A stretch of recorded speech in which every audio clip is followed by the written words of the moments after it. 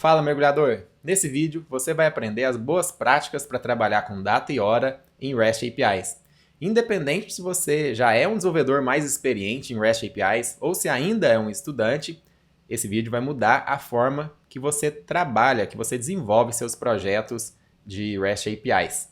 E seus clientes vão te elogiar e vão te agradecer muito, porque quando a gente desenvolve REST APIs, nosso foco total tem que ser no cliente, eles que consomem as nossas APIs, certo? Então, depois que você aprender essas boas práticas nesse vídeo, tenho certeza que eles têm muito a ganhar com isso e com certeza eles vão te elogiar e vão agradecer bastante. Bom, meu nome é Thiago Faria, sou fundador e instrutor aqui na AlgaWorks. Nós somos uma escola de cursos online de programação Java e front-end. Eu queria pedir para você se inscrever no canal, curtir o vídeo e ativar o sininho também, porque dessa forma você vai receber as notificações de novos vídeos sobre desenvolvimento, modelagem de REST APIs com Spring também.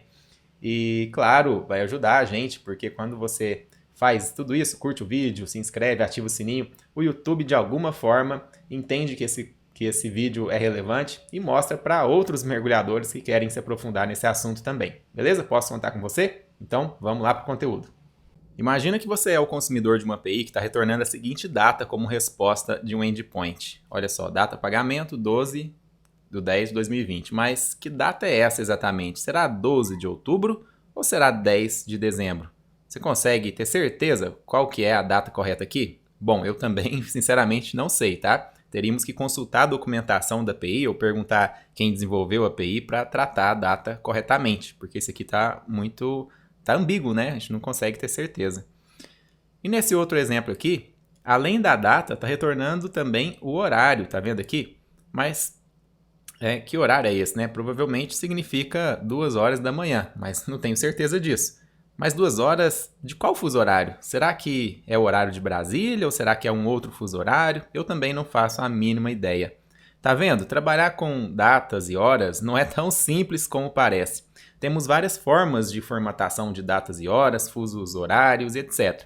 E sem padrão para trabalhar com data e hora, cada API fica de um jeito e a gente, como consumidor da API, a nossa vida, né, fica muito complicada, certo? Por isso, você vai aprender nesse vídeo agora as 5 leis para você usar com data e hora em REST APIs que vai resolver os problemas. Vamos lá? Bom, primeira lei.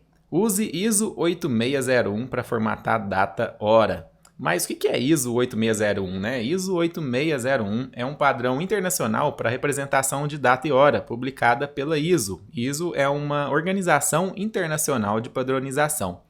O objetivo desse padrão é fornecer um método bem definido de representação de datas e horas, de forma que evite problema de interpretação e ambiguidade, como a gente teve ali, né, nos últimos slides eu mostrei os problemas, né?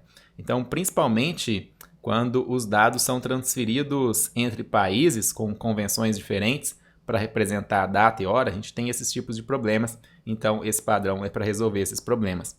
E é um padrão bem flexível e por isso existem várias combinações de formatação de data e hora possíveis, beleza?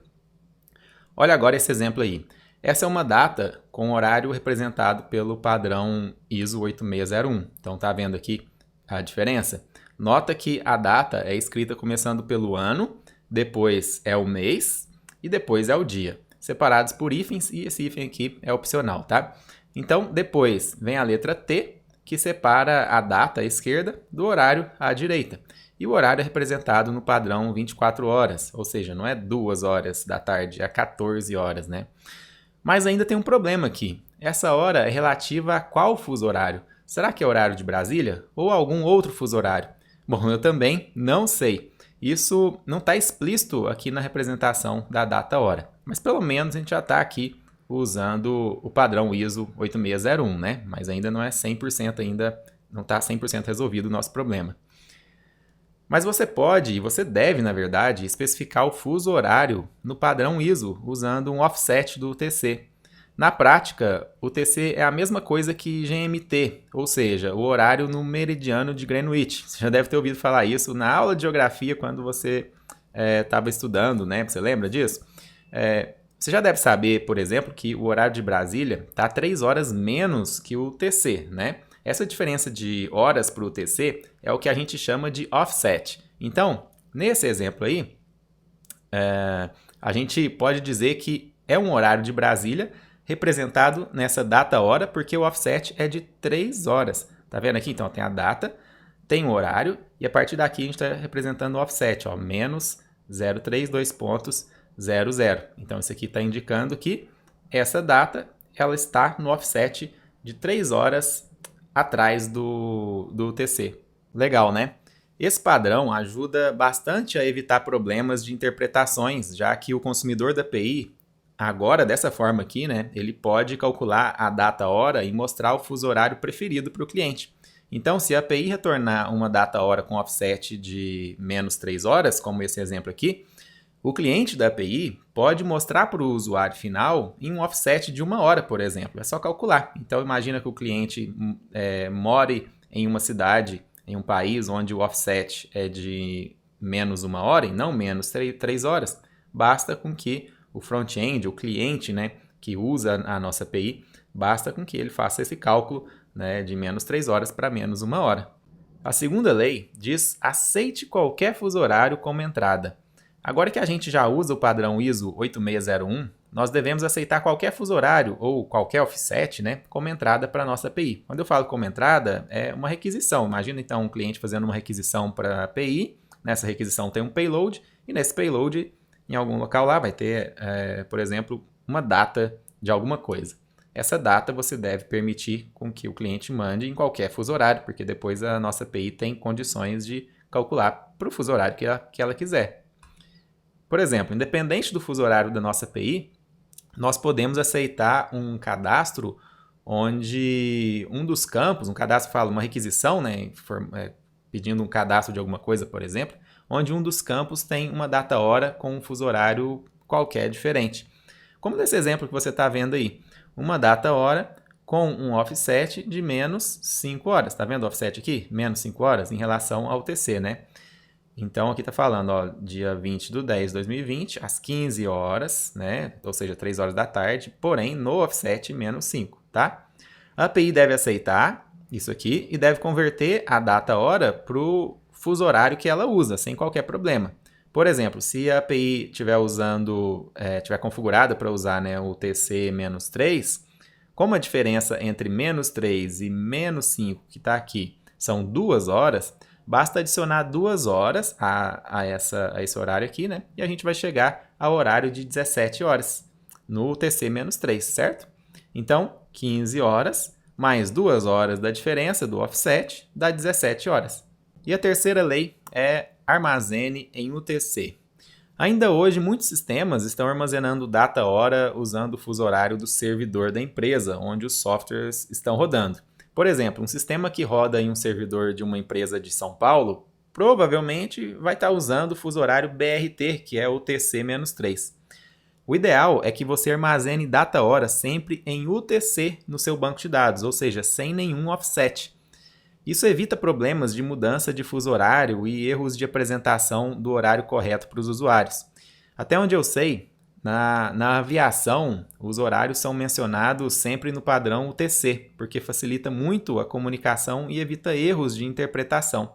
Imagina se não fosse assim, o piloto fala que pretende pousar às 17 horas, mas a torre de controle está em outro fuso horário. Seria uma bagunça, né? Então, se fica padronizado que os horários estão em UTC, é só calcular para o fuso horário local de quem precisar, né? Então, alguém me disse um determinado horário, eu calculo aquilo para o meu fuso horário e tem a minha hora local, entendeu?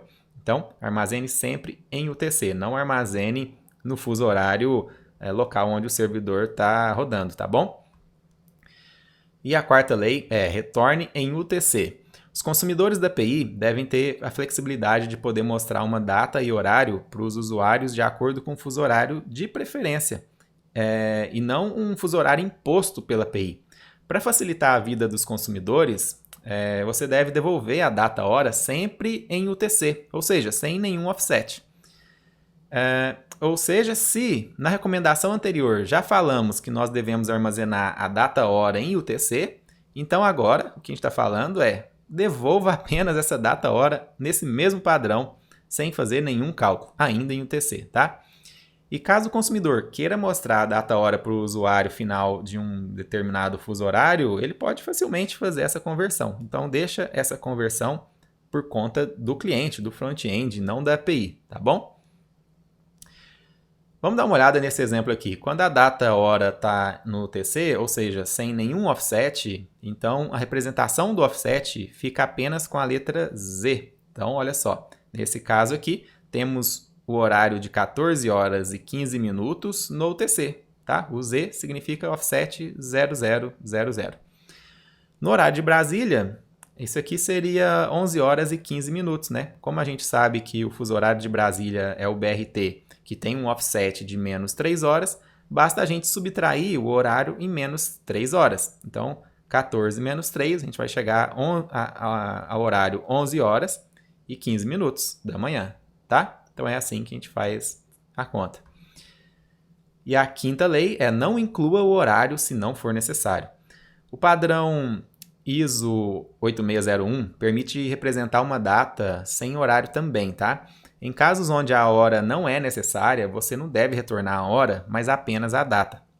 Se você colocar a hora 23h59, por exemplo, em um campo onde só precisava da data, essa data pode ser convertida para um outro dia em outro fuso horário de forma não desejada.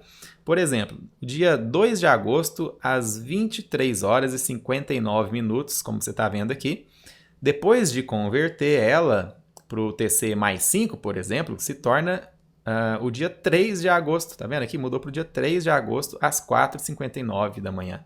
Então, se você precisa só da data, use apenas a data, sem a hora, tá?